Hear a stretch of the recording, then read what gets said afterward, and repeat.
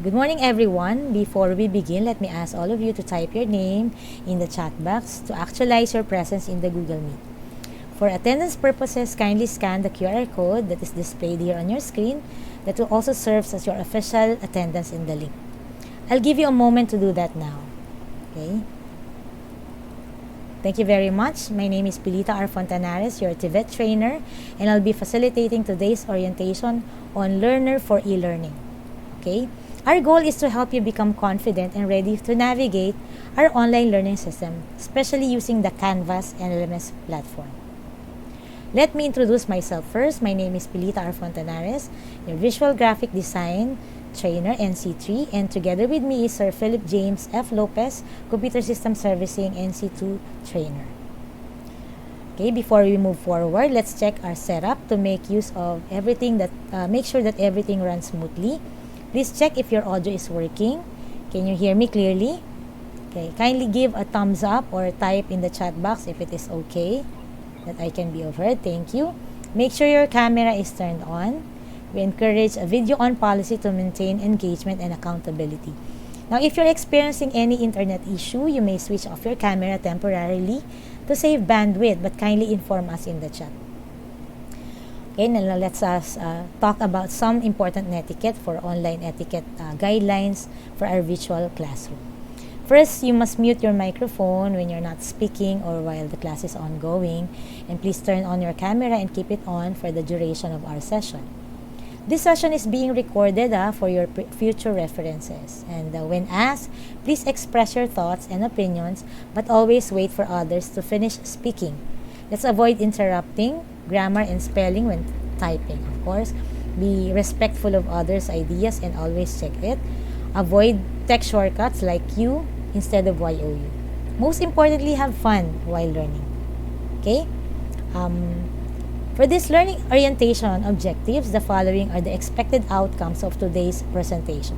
First is the objectives of the program, the coverage of the program, units of competencies, learning activities and technologies to be used. We have the assessment methods, how to submit outputs, how learners are graded, how do learners monitor their grades, and communication channels, as well as the national competency assessment requirements. For our visual graphic design NC3, at the end of this session or this course, the learners are expected to first receive and interpret the logo design brief. Second, select materials and equipment to develop logo design. Third, develop logo design concepts. And fourth, edit or revise logo design. Then finalize logo design. The coverage of the program. This unit covers the knowledge, skills, and attitudes required to incorporate the principles of visual design and communication into the development of designs for a logo for use in various industries.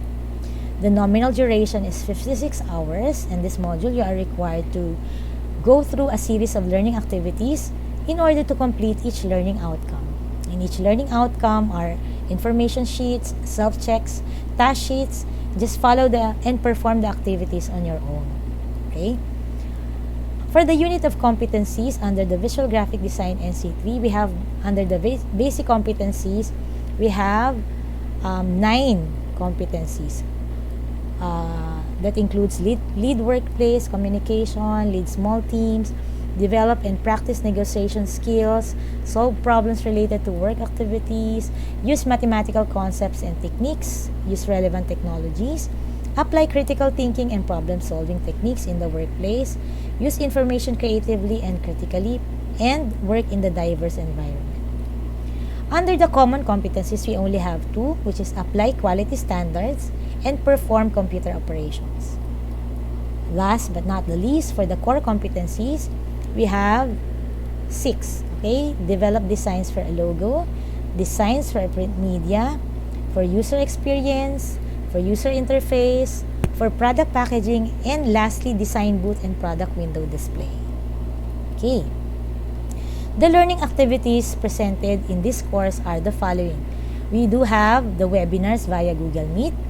We also have the reading of information sheets, viewing of video presentation, answering of self-checks and task sheets, forum discussions, and of course, hands-on learning, which is the interactive activities. Okay, this will be accessed through Canvas LMS as our learning management system, which is our main platform, and that is one of the technologies to be used. Aside from the Canvas, where we monitor your activities and of course your grade, we can always meet via the Google Meet virtually. The teacher will just send you the link. There are also the the e-learning books available in our Canvas LMS, which is under the Flip HTML5. There is also an interactive games such as the crossword puzzle or fill in the blanks in a form of games under the H5P platform. And if in case there are students that needs to be given additional activities for enrichment or for advanced study, or for those students who wants to cope up with the study, he or she can be given an attached email so that he can cope up with the lesson. And of course, for immediate response, we can also use Messenger for some other issues and concerns that we need to tackle on or while there is an asynchronous learning. Okay, for the assessment method, we have two, formative and summative. Okay, under the formative, we have quizzes, self-paced activity that is done asynchronously, online assignment, performance tasks, and of course, interactive games. Okay, for the summative as part of the assessment method, here is the post-test, summative test, e-portfolio, video and audio recording presentation, and institutional assessment. Okay, how to submit outputs. Okay, remember that assignment in Canvas are activities that instructors create to assess student learning. Here is how you submit outputs in Canvas. First, you go to the assignment. After you log to Canvas account, click assignments as it is also seen in the screen and find it in the module. Click submit assignment. You'll see a submit assignment button at the top right corner of the page, such as here. Upload or enter your work, choose the required submission type. Let's say, for example, it's a document file or a PDF file. Then you can type directly in the text box, such as this one, submit a link or use an external tool like Google Docs. Then, click submit button at the bottom, and then inform your teacher that you have submitted your outputs. Okay, let me share it to you. Let me share my Canvas screen. Okay, can you see it now? I would like to close other okay, can you see the screen now? I'll just need to click the Visual Graphic Design NC3. Okay, so clear naman. Okay, here we're going to click assignments. Okay, how to submit, how to submit assignment. Let's say, for example, there is assignment. I will click assignment here. Let's say, for example, is assignment is actually self-check. Let's say 5. Okay, answer the following. Okay, bring the following materials. Next, for the next online class. Okay, phone, smartphone for editing, sample magazines, pencil, then coloring materials. Okay, let's say, for example, this is the assignment. Then your output can be, let's say, output can be screenshot of your needed materials and your output to be submitted here. So you can attach file in this assignment. Then I'll be showing note. Please attach, say, PDF file. PDF file. Okay, so the number of points for this assignment is 20 points. Okay, so I leave it the assignment group as assignment. Display grade as points. Then for online, okay, submission type is, of course, online. Then it can be a text entry or media recordings or file upload. So in this case, it can be text entry, then media recordings or file uploads. Okay, kasi checkbox ha, so you can check Um, then the allowed attempts is unlimited. And then this is a group assignment. Then go to the assign to. So let's say I'll be assigning this to Visual Graphic Design NC3. The due date is, let's say, next week. Okay, so malan kasing gagawin. Let's say sa 27 pa. But it's available from today up to the deadline. Okay? Then if anything is clear, you just need to save and publish. Okay, and that's how to create assignment. Okay? So for 20 points, this is now the assignment. Okay, let me go back to the next lesson. So how are you graded? So here, learners monitor. How do learners monitor the grade? So for the following steps on the dashboard, click the course you want to check. Okay, such as what is seen on the screen. Click grades in the course menu, and this will show a full list of all graded activities. It can be assignments, quizzes, discussions, and so on. Review your grades and feedback. You'll see your score for each activity, the due dates and submission status, any teacher comments or rubric feedback, plus overall course grade if enabled by the teacher. Okay, so as you can see, let me go back to the assignment. Okay, how do learners monitor their grades? So let me just link here. I'll just show you the canvas again. Okay, so I'll just close other dashboard. Ayan. So in Canvas, how students are graded. Okay, so let me show you. Of course, there are a lot of activities and modules and self-checks and information sheets that are being uploaded in the modules, such as what would you like to see here. Now, in the grades, okay, for the grades, how students are graded, because the grades are automatically given. Okay, you can actually manually put the grades here. So in the gradebook, this is actually the gradebook of all the students. Then you can actually put grades manually, and some have already the scores. Okay, so let's say for example, for the image hunt, okay, so let's say for example, I have my rubric here on my copy. Let's say Leo Gary got 45, then let's say 48. So may mga, let's say for example, may mga missing, may mga rubrics actually tayo dito. So let's say for example, naka-perfect to, this one, you can actually put a manual grade here. Okay? And you just need to double click it and put the score. Okay? For individual grades, you can actually see the individual grades by clicking the gradebook here and individual gradebook. Okay, so let me just show you the gradebook. Okay. Okay. Let's say for example, the gradebook, you can actually download the current score or upload scores. Okay. Then the learning mastery. Okay, gradebook history. Okay, let me go to the gradebook history. Okay, so yan, the students, this is where the students are listed, and you can filter it so that you can see the student's grade.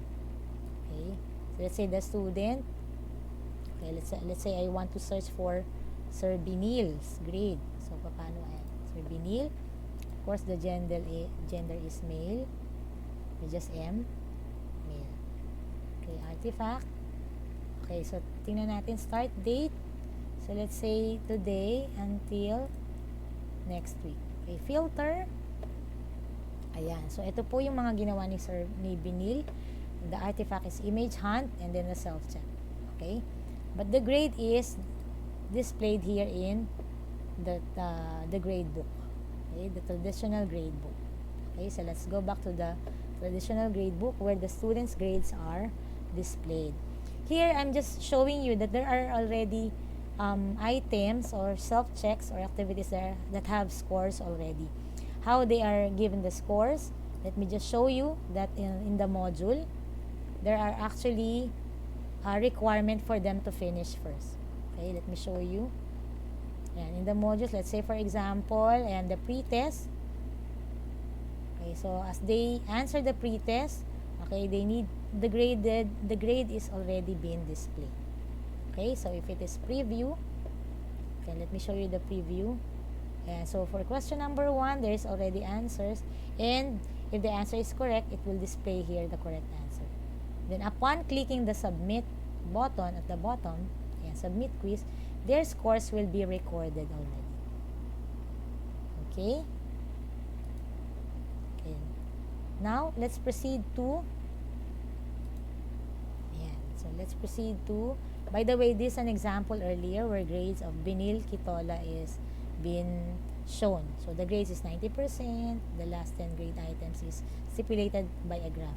As you can see, there is a list where the student missed the activity because according to the date required, he missed submitting the assignments. Okay? Okay, communication channels in Canvas. Remember that Canvas offers several built-in tools that help teachers and students communicate effectively both inside and outside of class activities. Okay, we can use inbox. Okay, as you can see here in the dashboard, may inbox dyan. And let's say I need to message everybody about the things to bring next meeting. So, ang inbox for the Canvas conversation are like messaging system, like email, but only for Canvas users. How it is used? You just need to send messages to instructors, classmates, or group. You can also attach files here, ask questions privately, check for announcement or reminder sent by the teacher. Okay, let me show you the inbox so that for communication channels, okay, it can be shown here. Okay, so for visual graphic design, okay, so I just need to click the inbox so that if I want to, so may mga nagsagot na. So let's say for example, I will compose a new message. Okay, reminder 1.0. Halimbawa, reminder 1.0. Select names. Let's say, ang courses po, since marami pong courses na naka-enroll dito, visual graphic design lang po. Visual graphic design NC3. So the message will be sent to only all visual graphic design NC3 students. Ayan. Insert subject, reminder 1.0. Sorry, the course pala is visual graphic design NC3. Then, to all visual graphic design NC3. Then, the subject is reminder. Next meeting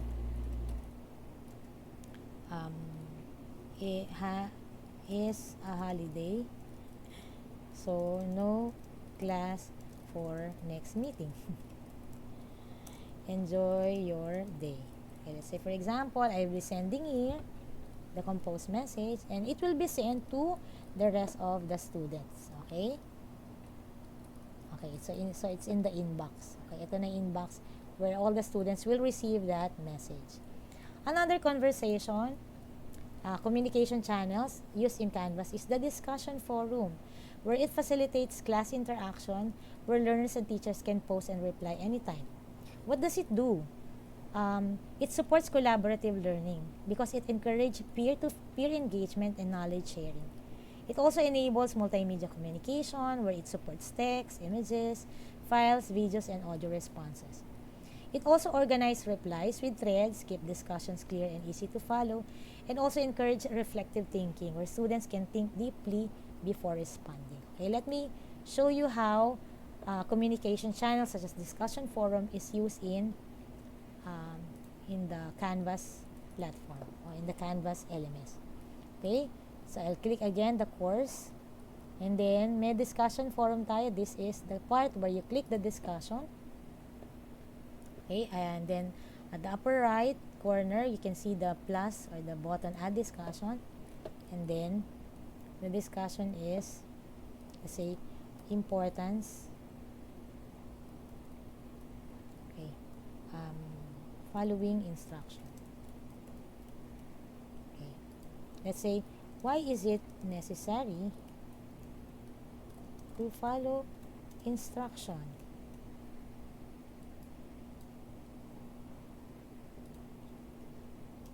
How do you say so? Okay, so let's say for example, this is my discussion forum. I can attach PDF file, picture, or documents, but I'd rather choose the following options, For the anonymous discussion, I choose off because I want students' names and profile pictures that can be visible to other members of this course so that they can compare what to opinion. Okay, so it's important for them to see if their classmates is really providing insights. And for this check mark, I want their discussion to be graded. The default thread state is expanded. The default sort is all this first. And the points is, let's say for example, 15 for 5 points. Okay, 5 points.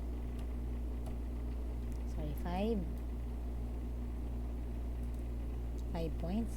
And then display, okay, grade as points. Okay, leave the assignment group as assignments, peer reviews off. And then I want only the visual graphic design NC3 section. The due date, since it's an assignment, I'll just be the due date tomorrow. And it's available for today until the day tomorrow. Okay? And then if there's nothing to edit, just click save and publish. Okay, and then that's it. As easy as 1, 2, 3. The discussion forum is there.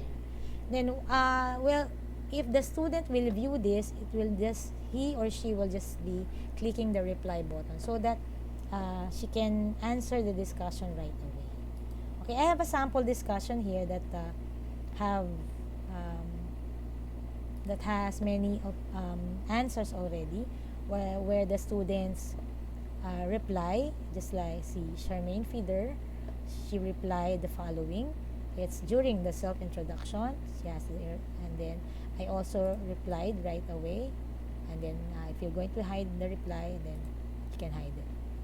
Okay, also Nino Tomas and some of my students have answered the discussion. Okay, then that's it. Remember, we also have communication channels used in Canva, such as the video conferencing. What we are using now is actually assigning a calendar. You can use your Google Meet or Google Calendar to provide you with the Google Meet. Okay, so whenever there are online class, in the calendar, the Google Meet is already available. The Google Meet link will be emailed to the students so that they can actually open their emails and provide the link for them. They can just save it. In video conferencing, we have Zoom, okay, Google Meet for the immediate response, and for if response time may vary, you can use email platform. So let me show you how to use the calendar for the Google Meet. Okay, so this is another communication channels. Okay, as you can see, click again the dashboard. Okay, medyo naglalag lang. And then there is a calendar here in the under the courses. Okay, so calendar. So meron na tayong calendar feed. As you can see, there is an orientation on June 16. You just need to click it and you can see the Google Meet link. Pag kinlik niyo po ito, you can be linked to the Google Meet link. Okay? All you need to do is just save it in the calendar so that you can be aware of what to see in your schedule. Okay po? Okay, so this is the part where question and answers to wrap up all the things that have discussed. I'd like to open the floor to any questions or concerns, and then please feel free to raise your hand or type your questions in the chat box. Do you have any questions? None, ma'am. Ayun, thank you. Okay, thank you very much for your active participation, Phil James. As a reminder, your success in this online environment relies not only on technical knowledge but also on discipline, etiquette, and the willingness to adapt. Okay? I hope this orientation helps you feel more confident navigating Canvas. See you all next meeting. Goodbye. Thank you and goodbye.